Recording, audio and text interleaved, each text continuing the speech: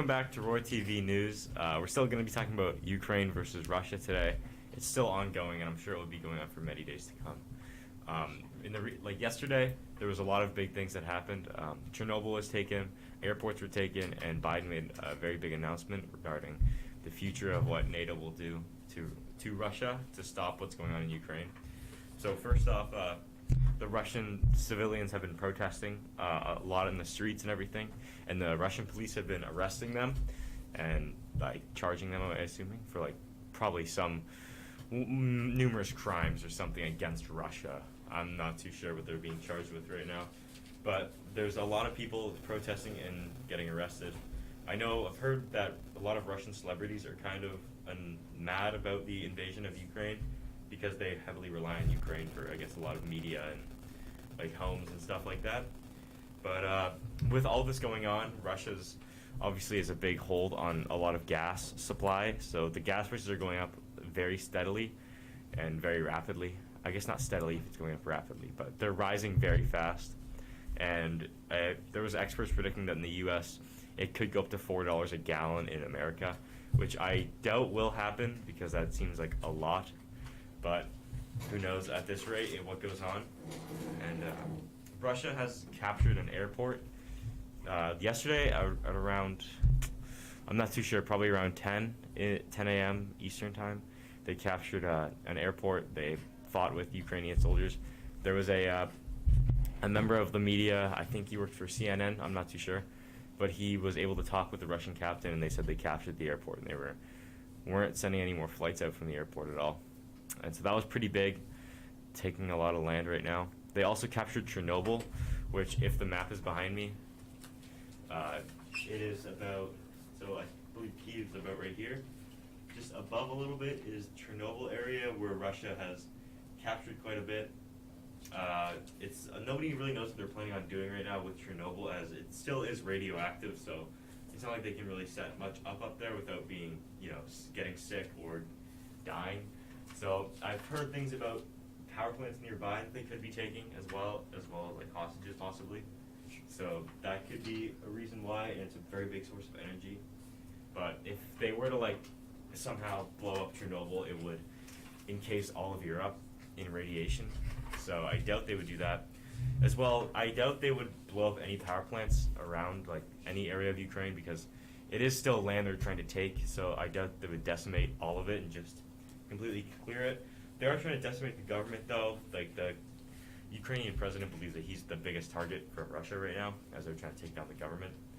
So they've sent over 160 missiles at Ukraine so far, but I doubt there would be any nukes or anything big like that that would take out the landmass, as it would not benefit Russia in any way, and it would just make everything worse for them. So I think they know what they're doing in that sense, where they know they can't kill a bunch of civilians and kill a lot of life in the area, as they still need that land and that life to sustain at least a part of if it is captured and a part of Russia at that point. But there's been ongoing attacks on Kiev the past day, just constant rocket fire, and just there's a video going around, it's very popular, of what seems to be a big burning ball coming down from the sky, and nobody really knows what it is right now. They suspected that it was a Russian plane that was shot down, or a helicopter that was intercepted by Ukrainian missiles or gunfire or something. I'm not too sure what's going on. But there's been over 130 civilian and military lives lost so far, which I know some people might not seem like it's a lot, but in the grand scheme of things, that's still people dying. And I know it's not what people expect for a war, but I doubt they're going in and trying to kill everybody. It's more of a power control type thing, where they're trying to take over the government, not necessarily take over the entire country and kill everybody. So I think that's what people are kind of getting mixed up with, is that they think a bunch of people are going to die. And I'm sure there will be way more deaths in the coming days. There's only 130 deaths in one day. So I can only imagine the number goes up, doubles or triples in the next coming days. But they're mainly focusing on the government right now and capturing land.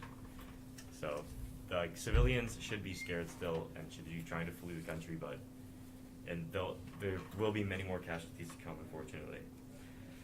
But there's 130 lives lost, and Biden has made luckily Biden has made an announcement regarding what's going to go on. It took him till about 2 yesterday, 1:45, I believe, to go live on the White House's like YouTube channel and everything. So he announced that they will not be sending any troops into Ukraine, as it's not part of NATO, but they're going to be sending many more troops to Poland and Germany to kind of bolster down and make sure, like, if they try to attack those two lands, that like they won't be able to, or won't be able to get past the border. Which I doubt that they will try to go after Poland and Germany, as their biggest like concern right now is Ukraine, and I can't see them starting an entire war by going after like the U.S. or any NATO country right now, because I feel like they're not dumb enough to go after a NATO country, because they know what will happen, and Putin seems very aware of that. So they're not sending anyone in. Like, unfortunately, they can't really send anyone in. They're not going to start a war that isn't theirs to fight. So, like, it sucks, but Ukraine has to deal with like this problem inside of their country themselves. Biden announced like the way they're going to take out Russia in the biggest way is their economy. They're going to try to like cripple their economy by canceling all trade, any export, import. Like, a lot of it won't be coming in anymore, especially a lot of tech. So they won't be able to like repair vehicles and work on their equipment at all, and kind of improve their military very much. Like, since what they have, they won't be able to do much. But there's a lot of currencies that aren't being used right now in Russia, like the Canadian dollar, the U.S. dollar, and yen are just like 3 to name that will not be like accepted or converted anymore. So the Russian dollar is dropping in value very fast. Gas prices are going up though in like correspondence with that. So their economy will take a hit over the next few weeks, probably by a lot, and it will not be good for Russia. They won't be able to keep funding their military and what's going on.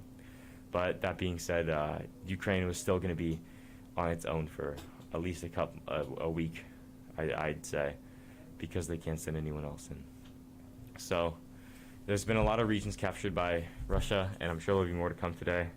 But from what I know today, or from yesterday and this morning, that's all I can say right now on the topic.